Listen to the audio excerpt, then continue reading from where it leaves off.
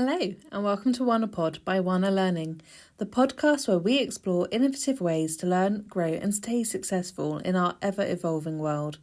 I'm your host, Nisa Burrell, and I'm thrilled to have you join me on this journey. In today's episode, we're diving into the book The Culture Code by Daniel Coyle, which has quickly become a must-read for anyone involved with leading a business, a team, those that are in learning and development roles, or for those in change management. I think most of us understand that creating and nurturing the right culture is fundamental for business, but how you do that can be a bit of a dark art. This book is said to provide a blueprint for unlocking potentials of teams and organisations by cultivating a culture where people feel safe, connected, and inspired to do their best work. So let's talk about it.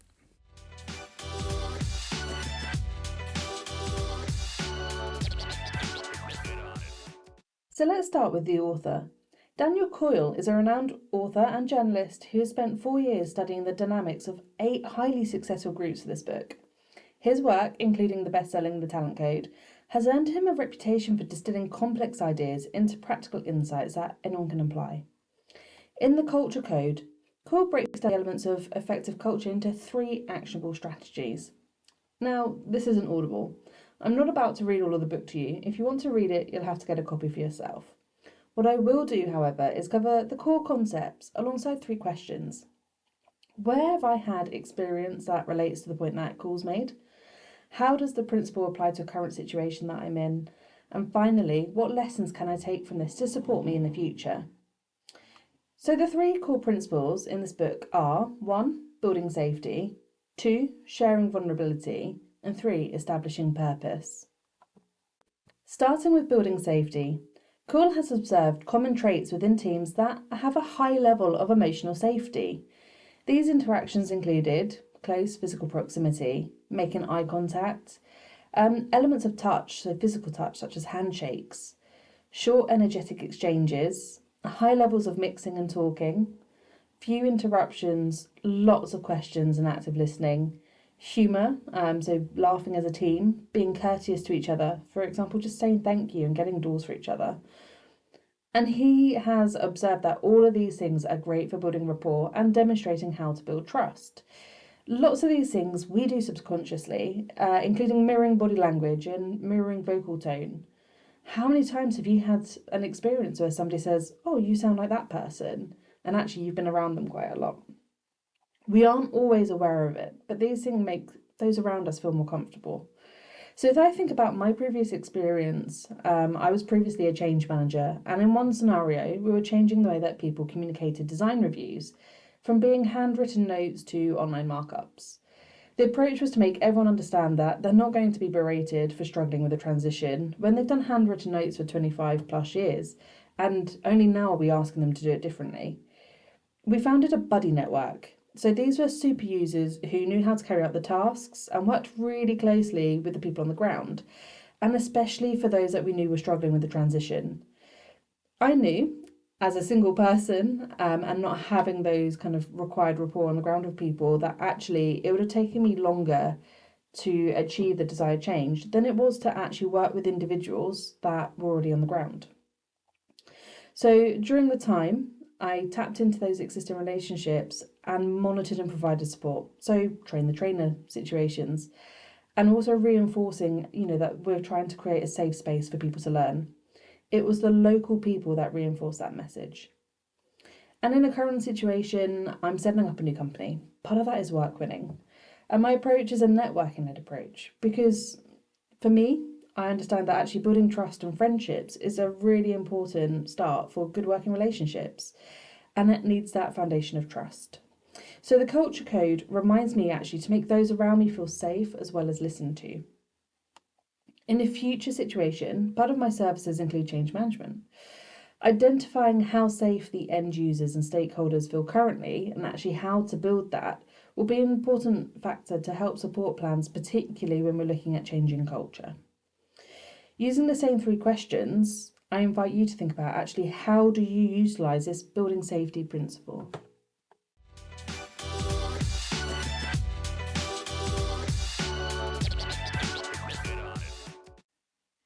Moving on to the concept of shared vulnerability.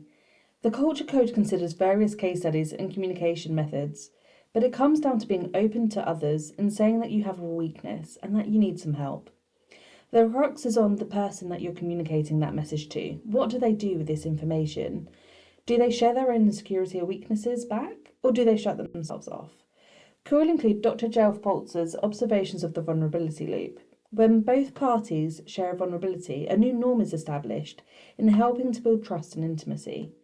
The book also suggests that sharing vulnerabilities improves the situation where trust is not already in place. This is something that I have struggled with in the past, and I've learned to be more open. Being vulnerable in front of my team has proven to be a really positive and powerful thing. Quite a few years ago now, I was in a situation where I didn't have a strong positive rapport with my line manager. My annual appraisals were an abysmal experience of there are positives, but we aren't going to talk about them. The result was that this made me feel like if I was open about my weaknesses, or if I was ever struggling, I couldn't speak to my boss, as it would likely work against me and hinder my career journey. This made for a really unhealthy work environment. So when I was in a team leader position, or collaborating with others, I knew I didn't want a team feeling like I did. Since then, I've always tried to lead by example, and part of this is showing humility, acknowledging when I'm not the expert, and in listening mode. Without realising it, I've been showing vulnerability and asking others to be open with me in response. This is something I've carried into new working relationships and networking events, and it's something I'm going to continue doing moving forward into the future. When was the last time you shared your vulnerabilities with somebody else? What was the response? Finally, we're going to discuss the concept of establishing purpose. Now, as a learning and development consultant, this is a really key starting point, i.e., what are our objectives? What do we want to see and why? In the Culture Code, Coyle states, purpose isn't about tapping into some mystical internal drive, but rather about creating simple beacons that focus engagement on the shared goal. The book suggests that you can do this by repeating your story over and over in ever-evolving and creative ways. The chapters go on to provide examples of how businesses have done this and the impact it's had on their culture and responses in different scenarios, including in extreme emergency and crisis response.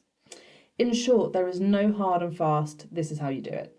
But it does suggest, alongside issuing comms and telling people the different ways about the tone and what the purpose is, you should actively create engagement around the actual message to help embed it.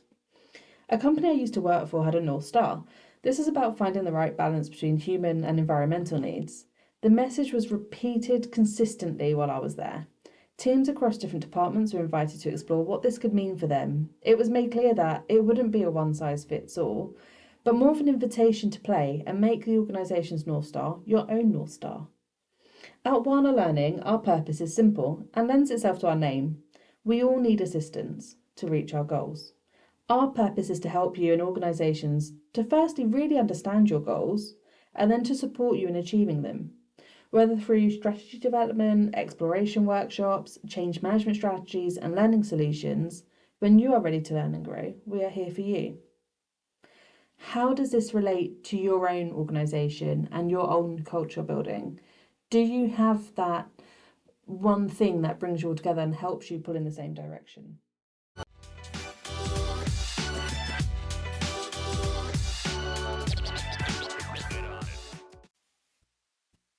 That's it for today's episode. With all the points raised, Coyle summarised it neatly. First you are clumsy, then after a while you get better. I invite you all to practice and play with the concepts covered today, and do let me know what you thought of the Culture Code. There are a lot more examples and facts that I just can't cover in the time that we have today on this podcast, but it all leans towards improving your observational skills in social and work settings. Thank you so much for tuning into this episode of WANA Pod by WANA Learning. If you enjoyed today's episode, please subscribe, leave a review and share it with your friends. Don't forget to follow us on social media for more content. Until next time, keep learning and remember, creating and embedding culture takes time, practice and effort, but is the key to unlock success for your organisation. I'm Lisa Burrell and this is WANA Pod by WANA Learning. See you next time.